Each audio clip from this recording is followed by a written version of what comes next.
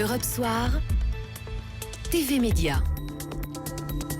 TV Média avec Eva Rock. Bonsoir Eva. Bonsoir Nicolas, bonsoir à tous. Et on reparle de nouveau de iTélé avec le départ d'une journaliste emblématique de la chaîne et quelques arrivées. Et oui, annonce en cascade depuis ce matin avec une première surprise, le départ de Laurence Haïm, correspondante aux États-Unis pour le groupe Canal+.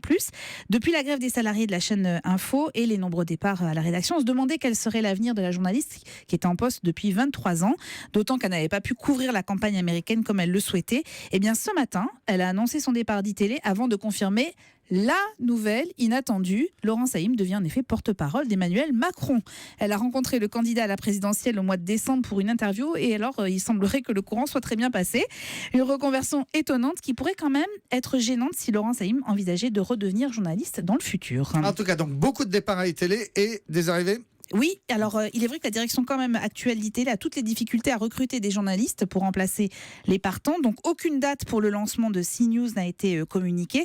Plusieurs confrères, notamment travaillant dans les autres chaînes d'infos continues, ont été sollicités. Et selon nos informations, nombreux sont ceux qui ont refusé les postes proposés. Mais il y aura évidemment des arrivées, peut-être celle de Patrick Poivre d'Arvor, qui a confirmé être en contact avec la direction.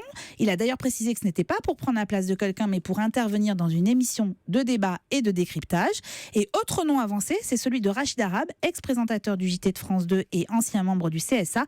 Et selon nos confrères du site Les Jours, il tiendrait également le même rôle que PPDA dans la même émission.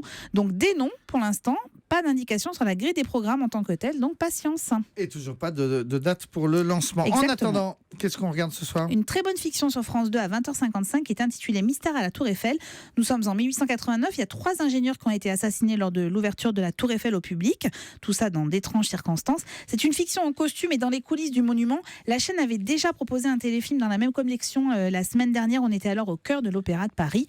Alors c'est de facture assez classique, mais c'est très plaisant avec une ambiance Agatha Christie. Eh bien, on suivra votre conseil ou pas. Oh, mais si, vous allez le suivre.